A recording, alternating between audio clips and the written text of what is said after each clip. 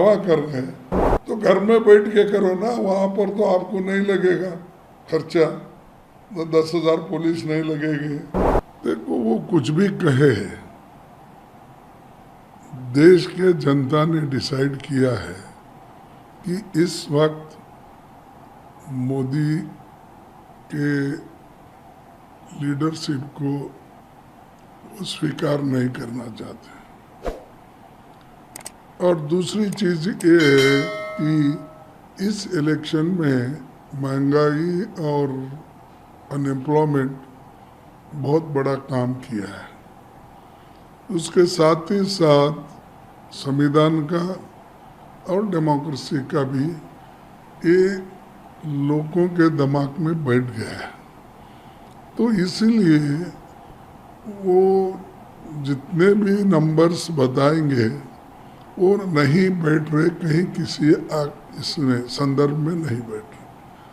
वो कम से कम वो देखना चाहिए उन्होंने, जैसा कि आंध्रा में उनको कुछ मिलेगा, लेकिन तेलंगाना में तो कांग्रेस का इम्प्रूव होगा ना, कर्नाटक में इम्प्रूव होगा कांग्रेस का, जहाँ एक ही सीट थी।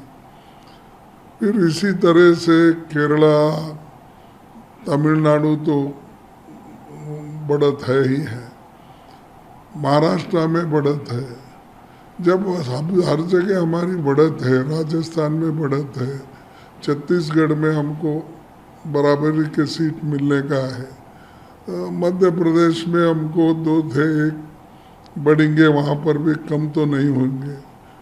और उसी ढंग से मध्य प्रदेश में हमारे उत्तर प्रदेश में भी जो बहुत कम सीटें थी पहले हमारे को, आज वो हम मिल के लड़ने से वहाँ भी हमारे को बढ़त है। फिर किस बेसिस पे वो कह रहे हैं कि उनको बहुत से सीटें मिलेंगे और 400 पार करेंगे, ये स्लोगन जो दे रहे हैं, ये लोगों को मैं समझूंगा कि लोगों को एक बेवकूफ़ करने की बातें हैं। तो और ऐसा उनका रवैया पहले से है और कोई वो नंबर उतना बना नहीं सकते।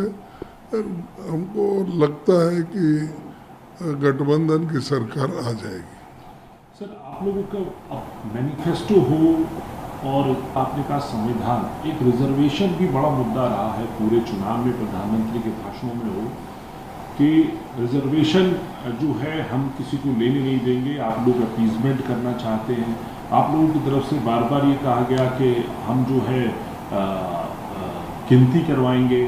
तो क्या माना जाए कि इस संदर्भ में जो है जनता कहाँ विश्वास कर रही है, और ये मुद्दा जो संविधान और रिजर्वेशन का है, कॉन्स्टिट्यूशन बदलने वाला जो आप लोगों ने बनाया है, क्या ये लोगों तक पहुंच पाया है, और क्या जो वोटर पिछली बार नहीं था आपके साथ इस बार आ रहा है? बहुत से लोग समझ गए हैं किस तरीके से इन्होंने अपने रिजर्वेशन को ख़त्म कर रहे हैं।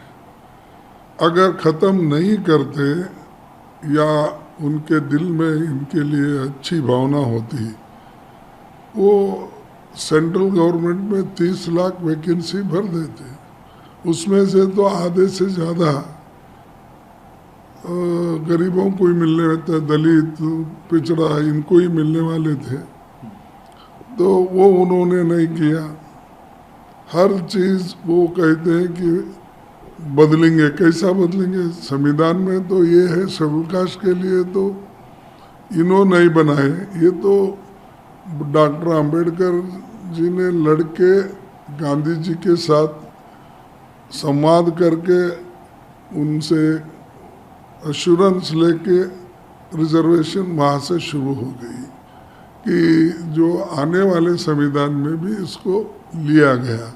जिसको इससे पहले जो हुआ था वो पूना पैक्ट में बातचीत हो गई थी और वो आगे बढ़ी, और आगे बढ़ने के बाद सभी ने माना। पंडित और महात्मा गांधी जी ने सबको मनवाया, पंडित जवाहरलाल नेहरू जी को, वल्लभ भाई पटेल को, सभी को मनवाने के बाद आखिरी में ये रिजर्वेशन क्लॉज कॉन्स्टिट्यूंट असेंबली के डिबेट के बाद आया। इनका क्या है उसमें, इन्होंने क्या क्या मेहनत तो किए, डॉक्टर बाबा साहब अम्बेडकर और पंडित जवाहरलाल नेहरू ये सभी ने स्वीकार किया, उसको स्वीकार करके वही चल रहा है। 10 साल एक्सटेंशन होते हैं। जब तक इस देश में अस्पृश्यता है और उनको समान दृष्टि से जब तक देखा नहीं जाता या समान दृष्टि से उनको हक नहीं मिलेगा, तब तक रिजर्वेशन ये रहेगा।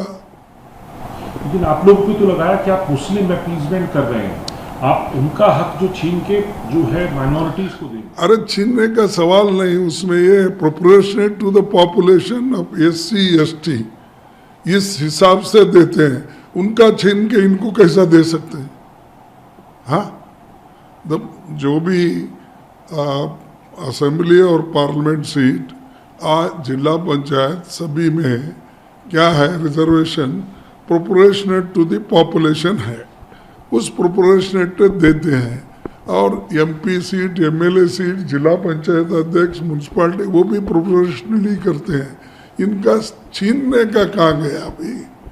अब जो स्टेट रहती है, स्टेट वाले वहाँ के जनसंख्या के आधार पर वो हर स्टेट रिजर्व